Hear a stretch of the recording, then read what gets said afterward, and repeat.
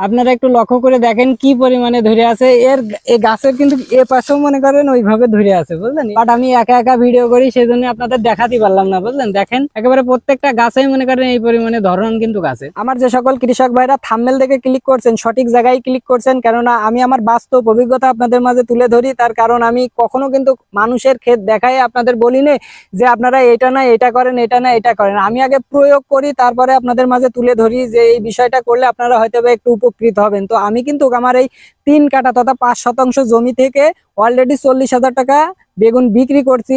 পাশাপাশি এখনো 2.5 থেকে 3 মাস কিন্তু বেচবো। তার মানে কেমন পরিমাণে বিক্রি আমি আমার এই 5 শতাংশ জমি তথা 3 কাঠা জমি থেকে করব আপনারা খুব ভালো করে বুঝতে পারছেন। তো আমি এখানে কিন্তু 10 শতাংশ জমিতে আমার এই বেগুনটা চাষ করছিলাম।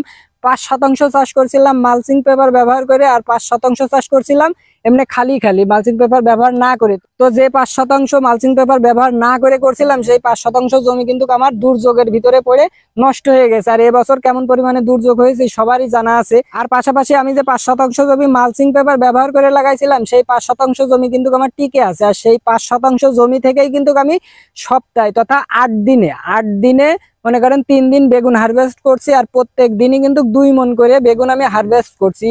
তাহলে আপনারা ভেবে দেখেন যে আমার 3 কাঠা তথা 5 শতাংশ জমি থেকে আমি সপ্তাহে তথা 8 দিনে বেগুন হারভেস্ট করছি 6 মণ। আর এখনো পর্যন্ত 40 টাকা করে কেজি পাচ্ছি। তো আমি আমার কৃষক ভাইদের উদ্দেশ্য করে একটা কথা বলতে চাই যে আপনারা কম করে করেন, বুঝছেন, কম করেন কিন্তু সঠিক পন্থা অবলম্বন করে করেন। আপনি যদি বেঠিক পন্থা অবলম্বন করে কৃষিতে আসেন তাহলে কিন্তু আপনি টিকে থাকতে পারবেন না। তার কারণ আপনার বাপ দাদারা ধান বুনতো, আপনি যদি এখন ধান বোনেন তাহলে কিন্তু কখনোই আপনি সেই ধানে বা সেই ফসলে সফলতা অর্জন করতে পারবেন না বা সাকসেস হতে পারবেন না। তার জন্য অবশ্যই আপনারা যে কোনো কিছু করার আগে সেই বিষয়টা নিয়ে একটু রিসার্চ করে দেখেন যে এই বিষয়টা আসলে কিভাবে করলে ভালো হয়, কেমন সিস্টেমে করলে ভালো হয়। আপনারা সবসময় বৈজ্ঞানিক পদ্ধতি অবলম্বন করে কৃষি কাজ করবেন, তাহলে আপনারা কখনো লস খাবেন না।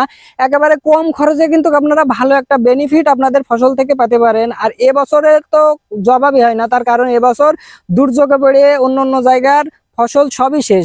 এই যে আমি যে আমার ক্ষেতে দাঁড়ায় আছি এখানে, এই ক্ষেতে কিন্তু 3টা থেকে 4টা বড় বড় দুর্যোগ পার করছে, জানেন না আপনারা। আমি একবারে ছেড়েই দিছিলাম, এক কথা আমি এখানকার ভিডিও কিন্তু আপনাদের ওই যে মাঝে দিছি, পরে কিন্তু আপনাদের আর ভিডিও দিতে পারিনি। তার কারণ আমি ভাবতাম যে আসলে গাছগুলো বাঁচবে কি মরবে তার নেই ঠিক। আর একা একা করি আমি, আপনারা খুব ভালো করে জানেন আমার ক্যামেরা কিন্তু কেউ ধরে দেয় না, আমি স্ট্যান্ড ব্যবহার করে নিজে নিজে আপনাদের মাঝে তুলে ধরি। পাশাপাশি আপনাদের আমি দেখাই যে কেমন পরিমাণে আমার কাছে বেগুন। তো চলুন দেখে আসা যাক। অনেকের মনে প্রশ্ন হতে পারে যে ভাই কেমন বেগুন হচ্ছে আপনার, যে আপনি সপ্তাহে 3 কাঠা জমি থেকে তথা 5 শতাংশ জমি থেকে 6 মণ বেগুন উঠাচ্ছেন। সপ্তাহে না, 8 দিনে 3 দিন উঠায়। আর প্রত্যেক দিনে আমার 2 মণ করে বেগুন কিন্তু অলরেডি হচ্ছে। তো দেখেন আপনারা কি পরিমাণে বেগুন ধরে আছে। এই একই জায়গায় কিন্তু 6টা বেগুন, এই জালিটা দিয়ে 6টা আছে, বুঝছেন।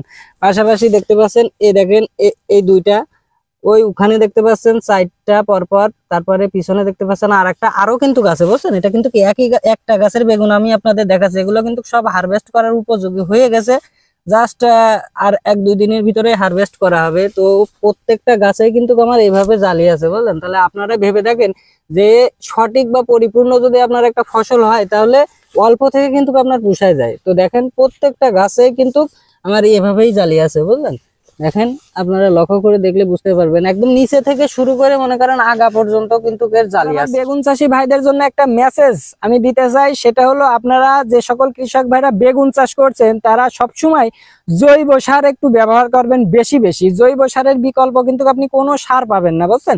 তো সবসময় আপনারা জৈব সার, সেটা আপনার বেগুন ক্ষেত হোক, সিম ক্ষেত হোক, পটল ক্ষেত হোক, আদার্স শসা ক্ষেত হোক, বিভিন্ন রকম সবজির ক্ষেত হোক না কেন, আপনারা সবসময় জৈব সারটা একটু বেশি বেশি ব্যবহার করবেন। জৈব সার যদি আপনি বেশি বেশি ব্যবহার করেন তো অবশ্যই তার ফল আপনি পাবেনই। আর আপনি যদি এখনো পর্যন্ত কনফিউজই থাকেন তাহলে আজই আপনার ক্ষেতে জৈব সার ব্যবহার করুন। সেটা গোবর সার হোক বা বাসায় তৈরি করা কোনো সার হোক বা বাজার থেকে কিনা সার হোক, আপনারা জৈব সার অবশ্যই আপনাদের ক্ষেতে ব্যবহার করবেন। ফসলের পরে কোনো ইফেক্ট পড়বে না। অনেক ক্ষেত্রে দেখা যায় যে আপনার ফলগুলো ছোট ছোট হচ্ছে, ফুলগুলো ঝরে যাচ্ছে। এ সকল রোগের সমস্যার সমাধান কিন্তু আপনার জৈব সার ব্যবহার করাই লাগবে। আপনার যদি কৃষিতে সফল হতে হয় তাহলে অবশ্যই আপনাকে জৈব সার ব্যবহার করতে হবে, সেটা কম হোক বেশি হোক। তো আজকের ভিডিওটা এই পর্যন্তই, দেখা হবে অন্য কোনো ভিডিওতে। ধন্যবাদ।